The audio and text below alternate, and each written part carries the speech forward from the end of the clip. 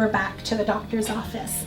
I kept asking him why, what happened to my beautiful girl. I've always been someone that's followed health and nutrition. I made my baby food homemade for her. I followed the book. I was a good mom. Why was this happening? What was I doing wrong that I cannot shift her health back to being that healthy, vibrant, beautiful little girl? And his answer to me was, it's just bad luck of the draw. I was not happy with those answers, and I went on a quest. I spent countless hours researching on the internet, trying to link the missing pieces that I had in my mind. And that quest came across stories, countless stories of success stories where people had turned to natural remedies, and I was very intrigued.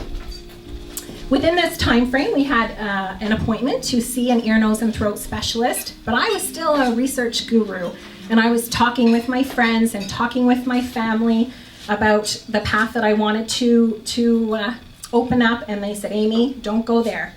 It's not proven, it's not safe. You don't know that natural remedies work. You don't know that herbs work. You don't know where they came from. They're not tried, tested, and proven. Boy, I'll tell you different. Anyways, I made an appointment. I called an herbalist here in town, and I made an appointment for her to get in and have an assessment done. And coincidentally enough, the first appointment that she could see me was the day after our ear, nose, and throat specialist appointment. That day came, which felt like it took forever. We went to see the ear, nose, and throat specialist, and he confirmed that it was one of the worst cases of ear infections in an 18-month-old that he had ever seen. At that point, she had lost over 60% hearing loss in both her ears, and he didn't have a lot of hope that he would be able to restore that. He put her on an antibiotic, topically and orally, they were experimenting with from Toronto Sick Kids Hospital, and he said, let's just keep our fingers crossed and hope for the best here. So I took the antibiotics. He wanted to see me again in 3 weeks, where he was going to do a pre-op appointment to try to do some surgery to remove some of that scar tissue and to hopefully and put baby tubes in to hopefully restore some of her hearing.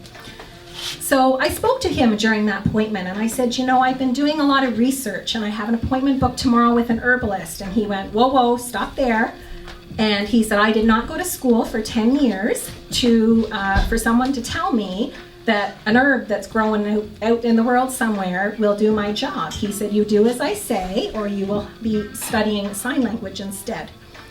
I tried to be very respectful because it wasn't my intent to be anything but I just had this gnawing in my gut. Call it mother's intuition, whatever it is. I felt my hand was being led, and I kept that appointment the next day.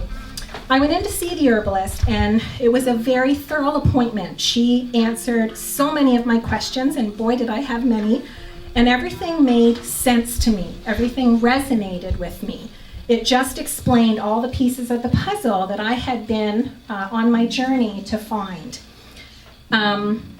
She told me that she felt she could help me and that she could help Mercedes to restore her health.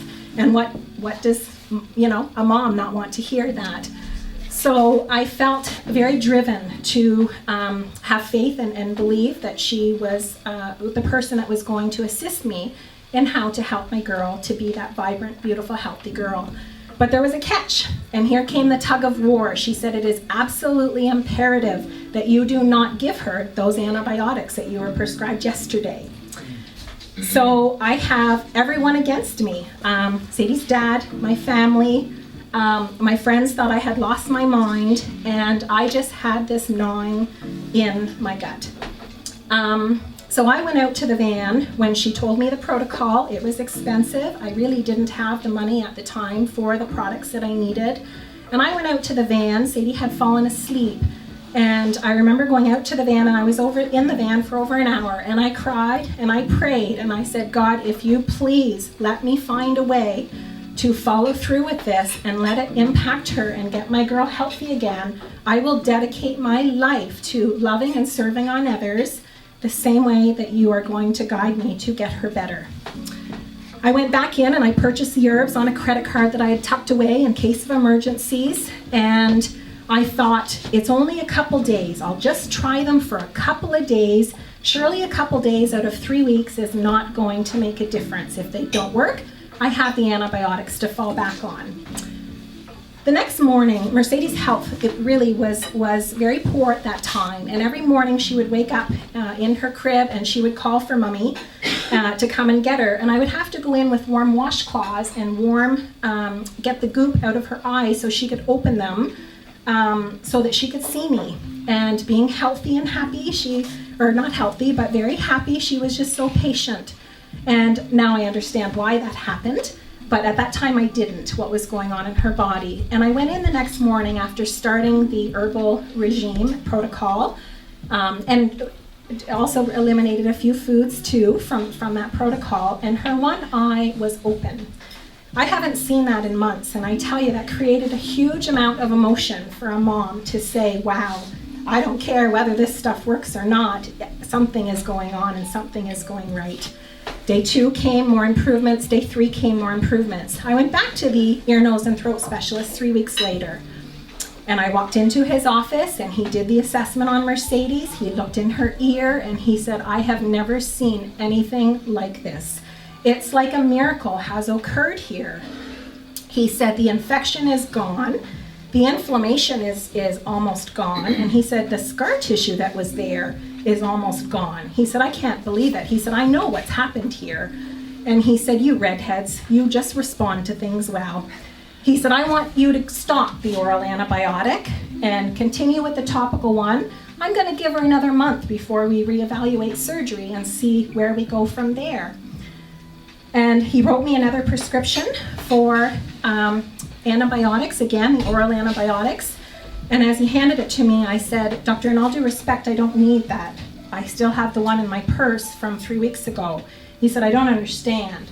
And I said, I went to see that herbalist that you had advised me not to, and I did not do it out of any disrespect for you. It was something in my gut that just told me I had to go. And I went and I started an herbal regime with her and did some food elimination. And I said, you have just confirmed everything that my heart and soul knew as a mom to do. He asked me to leave his office, that I was an incompliant client, a patient, and would never be welcome back. He said it was just a coincidence because the weather had changed, and that he was going to notify the other ear, nose, and throat specialist in the area to not see me as well. And I was in tears. I was a 26-year-old mom that never intended ever to disrespect or offend him in any way. I just had a mother's intuition to follow a different path. I am proud to say the only thing now wrong with my girl's hearing is it's selective, and I haven't been able to find the magic herb to work with that. Now she's got her license, maybe it's the car keys, I'm not sure. Anyways, I have learned on my journey that sometimes life guides you a different way than, my 26 years of always dreaming and becoming a mom and a teacher. But God had his hand on me to do something different. And I opened up a clinic. I studied part-time as I continued to do teaching, and I wrote my certification in 2007. I am today the highest exam, I got the highest mark on the exam. I opened my clinic 2 months later with many, many struggles and objections, and I have never looked back. I kept my promise that I made in that van that day, and it has been life-changing, and I have no regrets. So here is a poem that has always spoken to me ever since I was a very, very young teenager, and I just like to share it with you. It's called The Road Not Taken by Robert Frost. Some of you may know it. 2 roads diverged in a yellow wood, and sorry I could not travel both. And be one traveler, long I stood, and looked down one as far as I could, to where it bent in the undergrowth. Then took the other just as fair, and having perhaps the better claim, because it was grassy and wanted wear. Though as for that the passing bear had worn them really about the same. And both that morning equally lay, in leaves no step had trodden black. Oh, I kept the first for another day, Yes, knowing how way leads on to way, I doubted if I should ever come back. I shall be telling this with a sigh, somewhere ages and ages hence. Two roads diverged in a wood, and I took the one less traveled by, and that has made all the difference. Thank you.